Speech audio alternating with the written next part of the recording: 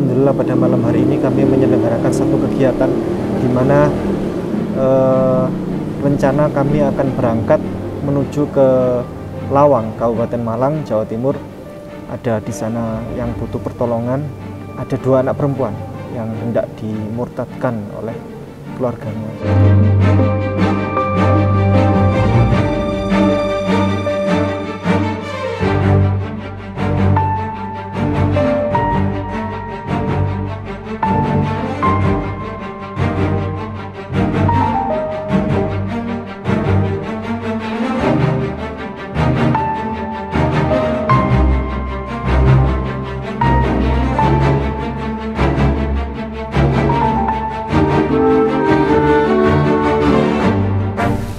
Sambil mengangkat tangan. Sambil mengangkat tangan, setiap kali gerakan ibadahnya Ezra itu beserta jamaahnya itu mengangkat tangan. Allahu Akbar, Allahu Akbar, lanjut.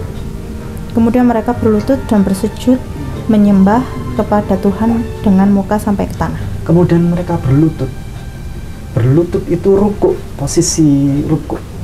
Dan bersujud hingga muka sampai ke tanah. Muka sampai ke tanah. Kira-kira di bawah kolong langit ini, di atas hamparan bumi ini, agama mana di dunia ini yang mengajarkan kamu ibadah seperti itu? Islam. Dan di Alkitab itu diajarkan. Itu adalah tata cara peribadatan orang zaman dulu, sejak zaman Nabi Rasul sebelum kedatangan Nabi Isa, Yesus alaihissalam.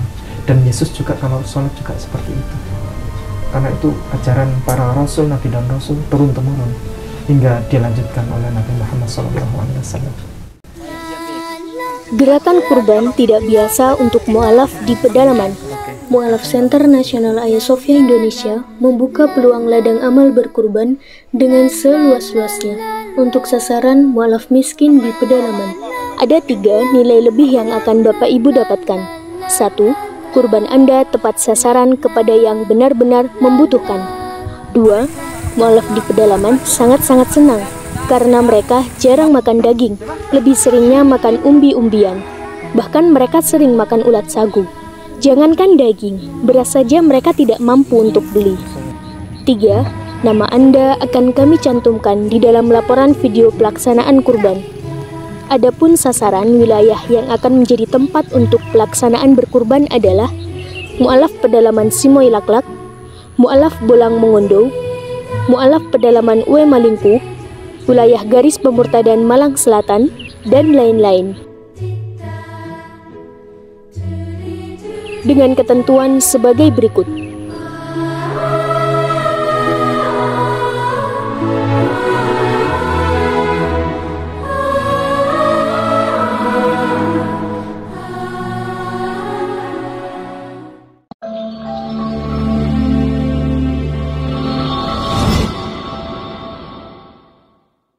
Bismillahirrahmanirrahim. Assalamualaikum warahmatullahi wabarakatuh. Waalaikumsalam warahmatullahi wabarakatuh. Alhamdulillahi wa kafa wassalatu wassalamu ala nabiyil mustafa wa ala alihi wa sahbihi asyadqi wal wafa. Asyhadu an la ilaha illallah wahdahu la syarika lah wa asyhadu anna Muhammadan abduhu wa rasuluh. La nabiyya ba'dah. Allahumma salli wa sallim wa barik ala sayyidina Muhammad wa ala alihi wa ashabihi ajma'in. Yang terhormat tuan rumah Pak, yang terhormat Mbak Tia yang paling dewasa, yang terhormat Mbak Naura yang bungsu, 2 anak saja, 2 anak saja. Alhamdulillah kami sangat berterima kasih sudah dipanggil untuk bersilaturahim. Kami itu sangat senang Pak kalau sampai diajak silaturahim begitu, senang karena apa? 1, nambah saudara, nambah keluarga. 2, nambah wawasan, nambah rezeki kopi. Oh iya, ini kopi. Alhamdulillah kami pada malam hari ini silaturahim bersama sejatinya untuk menyamakan persepsi saja, bukan untuk mempersoalkan satu sisi dengan sisi lain, tapi kita hanya menyamakan persepsi dan mana kira-kira yang benar. Silakan nanti bisa diambil kesimpulan sendiri. Begitu. Dan karena ini yang kita bicarakan pada malam hari ini adalah bidang perbandingan agama Islam dan Kristen, maka kita tidak lepas dari ini. Namanya adalah Alkitab. Nah, Alkitab ini adalah kitab suci yang kami umat Islam juga menghormati. Dan ini kitab suci yang berisi tentang kebenaran yang diajarkan oleh Yesus Kristus. Siapa sesungguhnya Yesus Kristus itu dan apa yang ada di dalam Alkitab ini sesungguhnya. Nah, ini sederhananya begini.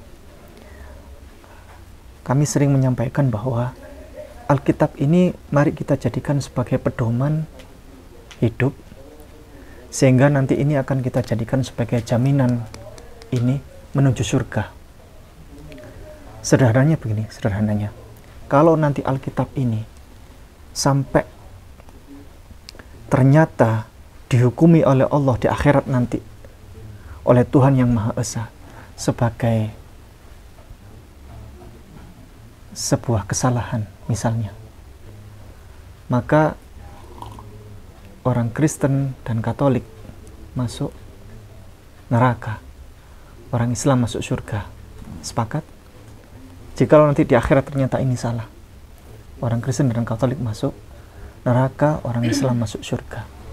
Namun jikalau ini ternyata di akhirat dihukumi oleh Allah Subhanahu wa Ta'ala, oleh Tuhan yang Maha Esa sebagai sebuah kebenaran yang agung, kebenaran yang sejati, maka orang Kristen dan Katolik tetap masuk neraka dan orang Islam tetap yang masuk surga. Karena apa? Karena kami umat Islam yang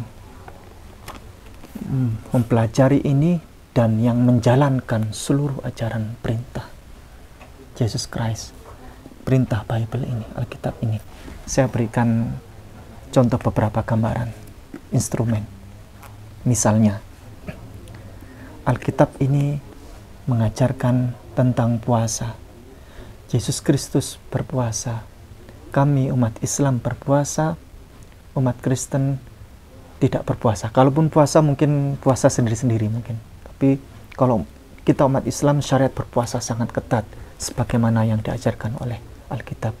Yesus berpuasa, dalilnya ada di kitab Matius pasal 4 ayat 2. Kemudian kewajiban berpuasa ada di Alkitab ini di Imamat pasal 23 ayat 29. Barang siapa yang pada hari itu tidak merendahkan diri dengan cara berpuasa, maka wajiblah dilenyapkan atas kaum bangsanya. Matius pasal 23 ayat 29. Kemudian begini, Yesus bersunat. Kami umat Islam bersunat. Sedangkan saudara kita Kristen dan Katolik tidak bersunat. Kalaupun bersunat itu hak kekeluargaan. Sunat untuk kesehatan, nah begitu. Kami umat Islam wajib bersunat sebagaimana yang diajarkan oleh Alkitab. Dalilnya di mana? Di Lukas pasal 2 ayat 21. Yesus bersunat. Dalilnya ada di mana lagi?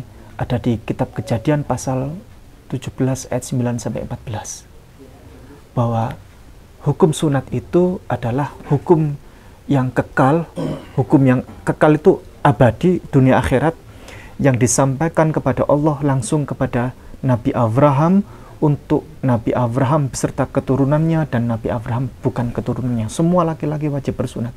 Barang siapa yang tidak berkhitan, tidak dikerat kulit khatannya, maka wajib dilenyapkan, dihukum mati. Ini perintah Bible, ajaran Bible. Apalagi Yesus sunat sudah, Yesus berpuasa sudah, Yesus mati dikubur di kafani, tidak dipeti, tidak menggunakan dasi sebagaimana yang dijalankan oleh saudara kita Kristen dan Katolik. Kami umat Islam persis ketika ada orang meninggal, mau itu mu'alaf, mau itu Islam, semua kaum muslimin, kaum mukminin, laki perempuan dikubur mati di kafani dengan kain lenan warna putih, persis sebagaimana Yesus mati dikubur di kafani. Dalilnya ada di kitab Matius pasal 27 ayat 59. Mungkin salah satu bisa buka, atau HP kalau ingin cepat HP. Kalau ingin buka di fisik ini, itu kalau ingin lebih percaya di sini, tapi kalau ingin cepat di HP. Matius pasal 27 ayat 59. Iya. Iya. Boleh dibacakan? Dan Yusuf pun mengambil mayat itu, mengafaninya dengan kain linen yang putih bersih. Putih bersih. Kainnya warna apa? Putih. Putih. Yesus itu mati dikubur di kafani, diambil oleh Yusuf, di kafaninya diberikan rempah-rempah dan kainnya warna putih. Persis sebagaimana umat Islam ketika ada orang Islam meninggal. Kemudian di Bible ini, di Alkitab ini diajarkan tentang kewajiban menutup aurat, dan kami umat Islam yang menjalankannya. Dalilnya ada di 1 Timotius pasal 11 ayat 5 sampai 6. 1 Timotius pasal 11 ayat 5 sampai 6. Apa tadi? 1 spasi Timotius spasi 11 ayat 5 sampai 6. Ya, boleh dibacakan atau Mbak Naura yang membacakan gantian. Ya, Mbak penasaran. Ya. Tetapi tiap-tiap perempuan yang berdoa atau bernubuat dengan kepala yang tidak bertudung menghina kepalanya, sebab ia sama dengan perempuan yang dicukur rambutnya. Ya. Terus lanjut. Sebab jika perempuan tidak mau menudungi kepalanya, maka haruslah ia juga menggunting rambutnya. Iya. Terus lanjut. Ini cuma sampai ini aja. Ya. Adapun bagi perempuan yang itu adalah merupakan penghinaan, kalau itu dicukur habis rambutnya, maka wajiblah ia menutupi kepalanya. Dengan apa? Dengan berhijab. Dan itu ajaran yang disampaikan oleh Alkitab, Perjanjian Baru. Maka setiap wanita itu wajib menutup aurat dengan berhijab. Supaya apa? Ini sebuah kehormatan. Rambut itu sebuah kehormatan. Dan itu kalau tidak mau berhijab, maka wajib dicukur habis rambutnya, dibotakin. Ini hukum Alkitab dan jauh lebih ketat daripada umat Islam. Hukum di Islam, kalau di Alkitab ini wajib dicukur rambut, dibotakin. Siapa yang kalau nggak pakai hijab harus cukur. Ya, hukuman untuk yang wanita yang tidak menggunakan hijab. Siapa yang menjalankan ajaran ini? Kami umat Islam. Sedangkan saudara kita Kristen dan Katolik masuk gereja pakai hijab atau tidak? Enggak. Tidak. Siapa yang memakai hijab? Hanya suster dan biarawati. Tapi di situ tiap-tiap perempuan, semua perempuan, tidak ada mau suster, mau biarawati, mau orang biasa, wajib berhijab. Bisa ketik di Google itu Bunda Maria, ibunya Yesus, mamanya Yesus, menggunakan hijab selayaknya seorang muslim. Kemudian di Alkitab juga diajarkan Yesus itu ternyata berdoa. Dia berdoa kepada siapa? Dia punya Tuhan. Bisa dibuka di kitab Matius pasal 27 ayat 46. Kira-kira jam 3 berserulah Yesus dengan suara nyaring, Eli, Eli, lama sabachthani. Artinya, Allahku, Allahku, mengapa engkau meninggalkan aku? Inilah tahap ke-9 dari penderitaan Kristus. Kata-kata ini merupakan itu udah cukup. Kira-kira jam 3 berserulah Yesus dengan bersuara nyaring, Eli, Eli, lama sabachthani. Siapa di situ yang berdoa? Yesus. Ya. Yang artinya, Allahku, Allahku, mengapa engkau meninggalkan aku? Ceritanya Yesus waktu itu disalib. Dia minta tolong karena waktu itu sudah tidak ada pertolongan lagi. Dia minta tolong kepada siapa? Dia minta tolong kepada Tuhannya. Siapa namanya Tuhannya? Allah. Allah. Yesus ini punya Tuhan, dan Tuhannya namanya Allah. Eli, Eli, lama sabachthani. Kemudian di Alkitab ini juga diajarkan tidak boleh makan babi. Siapa yang menjalankan itu? Orang Islam. Dalilnya ada di Imamat pasal 11 ayat 7 sampai 8. Ketik situ ada terbitan tahun-tahun lama itu tidak ada hutannya. Semua babi haram, mau babi hutan, mau babi kecap, mau babi kriuk, babi kremes, apa semuanya, babi guling haram. Babi ngepet semua haram. Ada di situ tahun-tahun yang lama, itu Alkitab yang tahun lama itu nggak ada hutannya, tambahan. Kalau tidak percaya juga bisa diketik ya, Imamat spasi 11 spasi 7 sampai 8 spasi English version. Nanti ketemu yang bahasa Inggris itu, di situ nggak ada, di situ babi hutan. Di situ semuanya pork. Pork itu ya semua babi haram. Siapa yang menjalankan itu? Kami umat Islam. Babi semua haram buat kami. Kemudian Yesus itu ternyata dia secara jujur dan gentleman, dia menyatakan di depan umatnya. Kita lihat ini ciri-ciri Yesus nih. Yesus ini siapa, sebagai apa? Dia Muslim atau bukan? Buka di Markus pasal 12 ayat 29. Pasal 12 ayat 29. Ya. Jawab Yesus, hukum yang terutama ialah, dengarlah hai orang Israel, Tuhan Allah kita, Tuhan itu Esa, kasihilah Tuhan Allahmu dengan segenap hatimu dan dengan segenap jiwamu. Ya, stop dulu. Udah. Satu perikop bagus semua. Tapi saya butuh yang itu saja. 12 sampai 29. 12 ayat 29. Satu perikop bagus semua. Jadi begini. Kata Yesus, hukum yang terutama itu, orang Israel itu umatnya itu bertanya, wahai Yesus, hukum terutama itu apa? Hukum terutama. Ter itu paling ya, hukum itu paling utama, hukum tertinggi.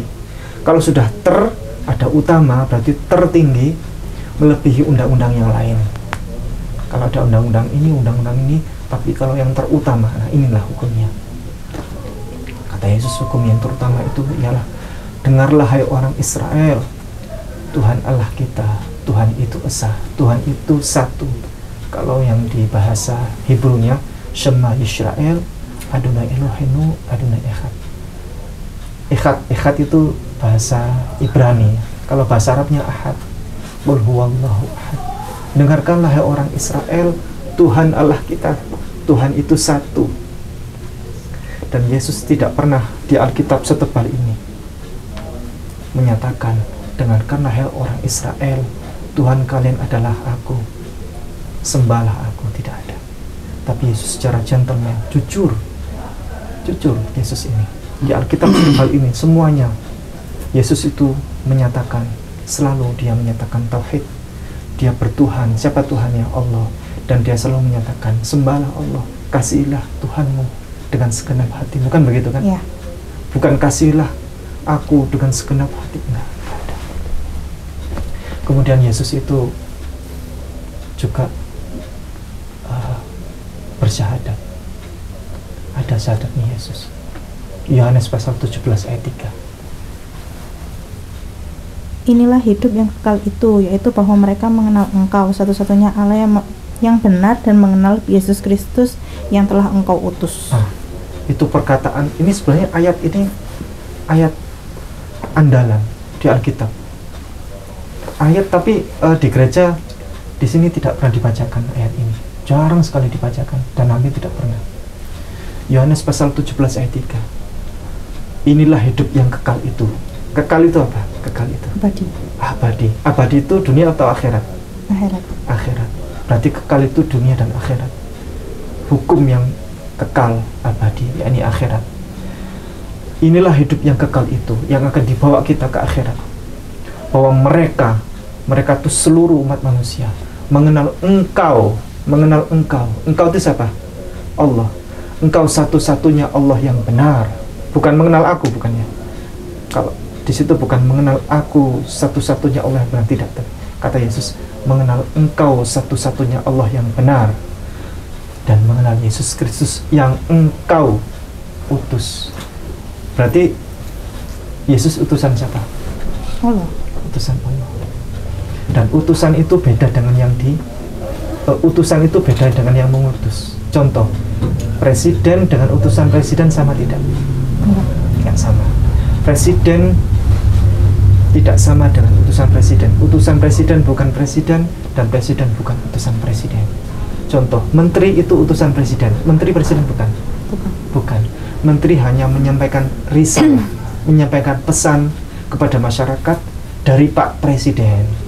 Sama, Yesus itu utusan Allah, dia menyampaikan risalah, menyampaikan pesan dari Allah Subhanahu wa Ta'ala kepada seluruh umat manusia.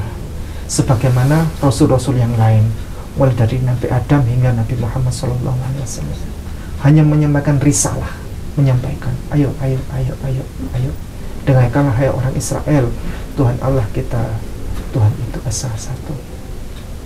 Kemudian Alkitab ini banyak sekali ya, Alkitab ini mengajarkan hal-hal yang bagus yang kami umat Islam mengerjakan. Alkitab ini mengerjakan tentang hal yang bahkan orang Kristen tidak menjalankan sama sekali. Kami umat Islam yang menjalankan.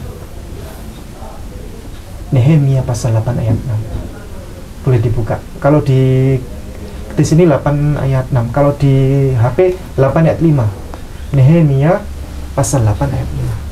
Ezra membuka kitab itu di depan mata seluruh umat karena ia berdiri lebih tinggi dari semua orang itu. Stop dulu. Ezra membuka kitab itu di depan seluruh umat.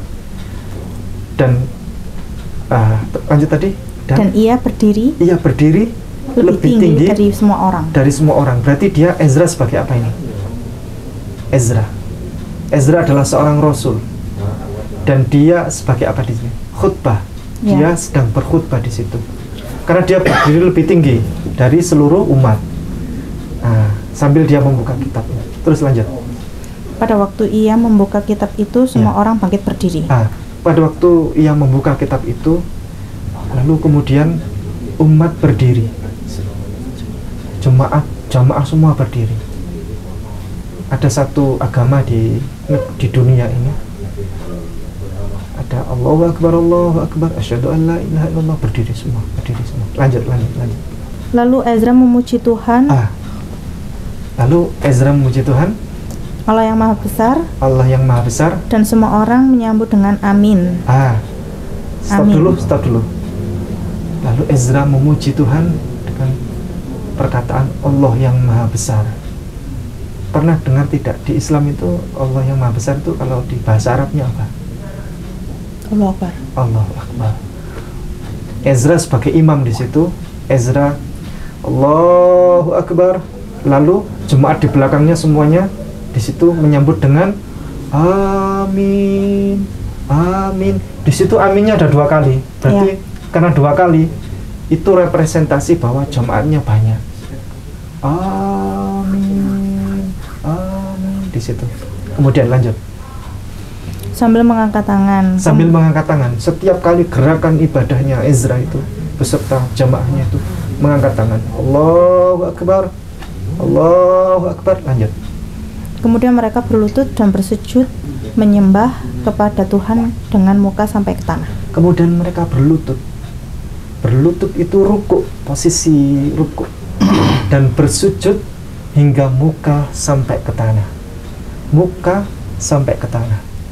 Kira-kira di bawah kolong langit ini, di atas hamparan bumi ini, agama mana di dunia ini yang mengajarkan kalau ibadah seperti itu? Islam. Dan di Alkitab itu diajarkan. Itu adalah tata cara peribadatan orang zaman dulu. Sejak zaman Nabi Rasul sebelum kedatangan Nabi Isa, Yesus alaihissalam. Dan Yesus juga kalau sholat juga seperti itu. Karena itu ajaran para Rasul, Nabi dan Rasul turun-temurun hingga dilanjutkan oleh Nabi Muhammad SAW. Pertanyaan saya, apakah saudara kita Kristen dan Katolik menjalankan ajaran kalau beribadah seperti itu, berlutut dan bersujud hingga muka sampai ke tanah? Enggak. Amin. Allahu Akbar, mengangkat tangan. Allahu Akbar, sami'allahu liman hamidah. Dan ini ada di Alkitab. Dan masih banyak yang lain. Ajaran Alkitab yang kami umat Islam yang mengerjakan dan saudara kita Kristen dan Katolik tidak mengerjakan. Baik, mungkin begitu. Barangkali saya junior akan dilanjutkan oleh senior saya Gus Medi. Ini ilmunya kalau saya ini cuman angkanya 1, Gus Medi ini angkanya 1000. Saya lanjutkan kepada Gus Medi, pada beliau dipersilahkan.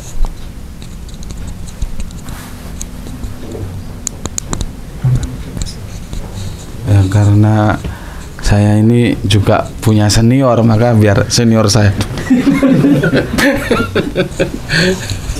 Takut kualat tadi, biar Dr. Suryadi dulu memberikan wawasan komunikasinya. Monggo Gus. Baik, assalamualaikum warahmatullahi wabarakatuh. Waalaikumsalam warahmatullahi wabarakatuh. Saya lebih baik bercerita tentang perjalanan hidup saya. Mudah-mudahan lalu bisa untuk dihubungkan dengan Mbak Tia dan Mbak Nora. Saya ini hidup lahir dari keluarga Muslim. Ibu bapak saya Muslim. Cuma saya tidak diajari tentang keislaman. Sehingga akhirnya saya waktu sekolah itu menjadi berubah. Karena memang begitulah. Jadi saya SMP, saya di SMP Katolik. Kalau di Blitar, sesekali jenengan ke Blitar, di sana ada SMP Katolik, ada SMA Katolik, lalu di tengahnya ada gereja. Nah, saya sekolah di situ, ya SMPK. Dan saya tentu karena saya belajar, kalau sekolah di Katolik ya saya diajari kekatolikan. SMA-nya saya sudah masuk SMAK. Tapi kemudian tidak tahu waktu itu kok ditarik teman saya suruh menemani dia di SMA negeri. Akhirnya saya di SMA negeri. Ketika saya di SMA negeri, maka kemudian guru wali, kalau kira dulu punya guru wali ya, SMA itu. Wali kelas. Nah, guru wali saya itu seorang pendeta. Masih ingat namanya Pak Padmawiyata, seorang Hindu. Jadi lengkaplah sebagai seorang keluarga Muslim yang tidak diajarkan tentang keislaman, lalu sekolah di Katolik dan saya diajari kekatolikan, lalu saya SMA ketemu guru wali yang pendeta Hindu, lengkaplah kira-kira begitu ya. Akhirnya semula saya sudah mulai masuk ke Katolik, lalu kemudian mulai berhubungan dengan dan diajarkan tentang kehinduan, karena beliaunya baik sekali dengan saya, sering ngajak bincang dan sebagainya. Sehingga akhirnya saya waktu di SMA itu jadi kebingungan, saya harus memilih yang mana, mau Katolik, mau Islam, atau mau Hindu. Akhirnya saya sempat tidak beragama. Ngapain beragama? Ya, nggak adil lah kalau saya ikut Katolik, nggak adil dengan Hindu, nggak adil dengan Islam, kira-kira begitu. Daripada begitu, sudah saya nggak perlu beragama, yang penting saya percaya Tuhan itu ada. Nah, kalau dalam bahasa sekarang itu disebut agnotis. Agnotis itu orang yang bertuhan tapi tidak beragama. Saya jalani hidup itu mungkin 2 tahunan, sampai akhirnya teman saya yang sering bersama saya mengingatkan dengan mempertanyakan apa sikap semacam itu benar. Jadi saya dipertanyakan, apa benar bertuhan tidak beragama? Apa dasarmu kok kamu percaya Tuhan ada tapi tidak ada landasanmu apa? Nah, kalau Tuhan ada kan tentu ada informasi dari mana kamu percaya Tuhan itu ada, kan itu kira-kira gitu. Karena itu kemudian dia mempertanyakan dan saya diminta untuk membuktikan tentang sikap saya itu. Karena dia teman baik dan lalu saya terus didorong untuk itu, maka kemudian saya melakukan semacam renungan. Iya ya, sikap saya itu benar atau salah ya, bertuhan tidak beragama. Akhirnya saya mulai berpikir tentang yang namanya Tuhan. Jadi saya tidak memulai dengan ini, tetapi saya menggunakan nalar saya yang diciptakan Tuhan ini, karena semua manusia itu oleh Tuhan diberi kemampuan untuk berpikir ya. Dan karena Tuhan menciptakan kita punya kemampuan berpikir, maka pikiran ini mesti kita manfaatkan dengan benar. Artinya kita harus berpikir gitu loh. Jadi kalau ada orang kalau nggak berpikir, dia bukan orang. Ya kan gitu kan, katanya kalau ilmu hayat itu kan gitu. Apa manusia itu apa tuh? Hewan yang berpikir. Nah, kalau kemudian tidak berpikir berarti hewan. Titik kan gitu kan ya. Manusia itu hewan tapi yang berpikir. Jadi yang membedakan antara hewan dan manusia karena berpikirnya, kan itu kan ya. Maka lah Berpikir itu apa? Kemampuan untuk memahami benar dan salah. Nah, oleh karena itu lalu saya mulai merenung. Saya harus mempertanyakan, memang Tuhan itu ada kah? Nah, gitu. Pertanyaan saya begitu, ada nggak Tuhan itu? Mulailah saya berpikir. Saya waktu itu belum bisa menjawab Tuhan itu ada atau tidak ada. Tapi lalu saya membuat semacam perumpamaan begini. Andai Tuhan ada. Mulai dengan andai Tuhan ada. Andai Tuhan ada, maka pertanyaan yang pertama, Tuhan itu berapa kira-kira? Andai Tuhan ada, Tuhan itu berapa ya? Saya pertanyakan jumlah dulu. Maka logika kita akan mengatakan, ya mesti siji toh, pasti satu. Karena kalau lebih dari satu, Tuhan kita yang mana? Kan begitu, kan bingung kita. Ya, jangankan kok Tuhan, kira-kira presiden itu 2 atau 3? Satu. Raja itu satu. Karena Tuhan itu simbol kekuasaan, penguasa. Apalagi Tuhan, pencipta. Nanti kalau ada banyak pencipta, kita akan kebingungan. Gitu kan ya. Sehingga di dalam agama Hindu misalkan pencipta itu Brahma. Kan gitu. Pemelihara itu Wisnu. Lalu yang mengakhiri kehidupan Siwa, kan gitu kan. Nah, maka saya berpikir, ya andai Tuhan ada, maka Tuhan itu tidak mungkin lebih dari satu. Nah, akhirnya berenung lebih jauh. Andai Tuhan ada, apa sih fungsi Tuhan yang utama, yang pertama? Renungan saya mengatakan, yang mencipta. Tidak bisa diganti Tuhan. Pokoknya mencipta itu tidak bisa diganti. Pasti yang namanya pencipta itu, pastilah Tuhan. Ya. Nggak ada yang berhak disebut Tuhan kalau dia tidak pencipta. Tidak ada hak kita sebut Tuhan wong dia tidak menciptakan. Maka haruslah sang pencipta. Dan pencipta itu mesti satu-satunya. Karena kalau lebih dari satu, lagi-lagi menjadi masalah. Maka saya mencoba menemukan itu. Oh, berarti kalau Tuhan ada, Tuhan itu harus satu. Kalau Tuhan itu satu, Tuhan itu juga harus sang pencipta. Jadi saya coba telusuri. Akhirnya oke. Kalau Tuhan ada memang itu. Ini masih kalau ada loh Pak. Jangan-jangan nggak ada. Gitu kan. Akhirnya dari situ saya coba, karena saya sudah belajar kekristenan, saya sudah belajar kehinduan, sedikit-sedikit tentang Islam gitu ya. Akhirnya saya menemukan jawaban bahwa satu-satunya agama yang paling logis bicara Tuhan adalah Islam. Mengapa? Karena Islam hanya satu-satunya agama yang ya, paling enggak menurut yang diajarkan masyarakat ya. Kan berbeda nyun sewu ya, Bible yang diajarkan dengan Bible yang tertulis berbeda loh Mas. Karena yang diajarkan ke saya tidak seperti yang tertulis. Ya. Yang diajarkan kepada saya ketika saya begini dulu Pak saya, itu tidak begitu. Ada Tuhan Yesus, ada Tuhan Allah, ada Tuhan Rohul Kudus. Ya. Atau Tuhan Bapa, Tuhan Anak, Rohul Kudus. Itu yang kita diajarkan waktu itu seperti itu. Jadi berbeda dengan yang ada di kitabnya. Oleh karena itu ketika kemudian saya membandingkan waktu itu, maka lalu ketemu, saya diajarkan oleh Pak Padmawiyata adanya Sang Hyang Widiasa yang mewujud di dalam bentuk Brahma, Siwa, dan Wisnu. Kan gitu kan ya. Sementara di dalam kekristenan saya diajarkan ada Tuhan Bapa, Anak, Rohul Kudus. Sementara di dalam Islam saya diajarkan Qul huwallahu ahad. Nah, berarti yang paling rasional, paling logis dengan nalar saya tadi adalah Islam. Tapi saya masih belum mengatakan itu kalau Tuhan ada. Ya, saya belum ketemu Tuhannya. Saya masih mengatakan andai Tuhan ada, maka Tuhan itu mesti begini. Satu-satunya, nggak boleh ada yang apa. Kedua, harus sang pencipta. Nah, ini masih bisa ditelusuri kembali sifat-sifat yang harus ada pada Tuhan kan gitu ya. Oke, berarti yang berpeluang benar adalah Islam. Sementara yang dua harus saya singkirkan karena ajaran tentang Tuhannya lebih dari satu. Walaupun yang saya sekarang juga agak mengalami pergeseran Pak. Sekarang di Kristen berbeda loh, dengan di saya belajar SMP beda. Kalau sekarang itu Yesus ya Allah, Allah ya Yesus.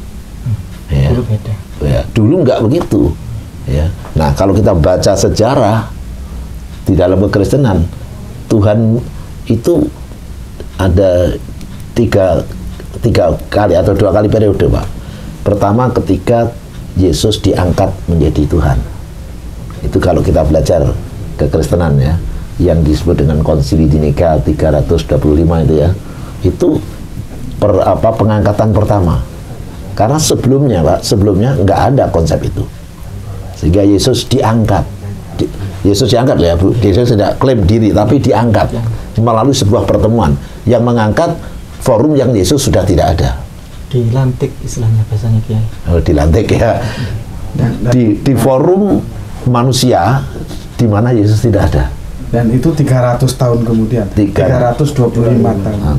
Nah, kemudian setelah itu pelantikan berikutnya saya sebut itu dualitas ya. Pertama monolitas, kemudian dualitas ketika Yesus datang. Berikutnya tentang Roh Kudus. Nah, itu tahun berapa itu? 48. 408. Nah, jadi Tuhan itu, Pak, dari Tuhan Allah masuk Tuhan Yesus lalu Roh Kudus, ini yang menentukan bukan kitab suci, Pak. Yang menentukan adalah sebuah proses oleh masyarakat. Nah, kira-kira Tuhan diangkat masyarakat itu gimana, Pak? Kira-kira itu. Oke lah, lebih lanjut saya nggak lanjutkan itu. Renungan saya kemudian, oke, Anda ada Tuhan. Tuhan itu harus satu. Tuhan harus Sang Pencipta. Kemudian penelusuran saya yang teks begitu langsung, yang diajarkan juga oleh para ulama. Ya, kalau pendeta tadi kan ngajarkannya kan Tuhan Anak, Bapak, gitu. Hanya Islam. Oke, akhirnya berarti kalau peluang benar adalah Islam. Lalu kemudian saya coba telusuri kembali. Apa bukti kalau Islam itu agama yang benar? Nah, akhirnya saya, karena masih SMA, Pak, belum canggih gitu. Maka kemudian ketemu dengan omongan orang, yaitu apa? Ternyata Al-Quran itu kitab sucinya orang Islam, itu satu-satunya buku yang bisa dihafal. Adik mesti tahu kan ya, informasi itu tahu kan ya, kalau buku itu bisa dihafal kan ya. Dek, buku itu tidak pernah ada yang bisa dihafal. Kalau ada orang bisa menghafal ini, saya akan ikuti apapun yang dia mau. Nggak ada, Pak, buku di dunia ini yang bisa dihafal, Pak. Nggak ada. Seluruh buku nggak bisa dihafal. Tapi tiba-tiba ada satu buku, satu-satunya buku yang bisa dihafal. Ini tidak main-main loh, Pak. Saya seorang dosen, saya doktor, saya menulis beberapa buku. Jangankan kok satu buku yang saya tulis sendiri, Pak. Satu bab saja buku saya nggak bisa hafal. Ya, Pak. Satu bab saja. Saya tulis sendiri loh, Pak. Mungkin saya berani menantang Mbak Tia dan Mbak Nora ya. Ayo bikin surat cinta 15 halaman.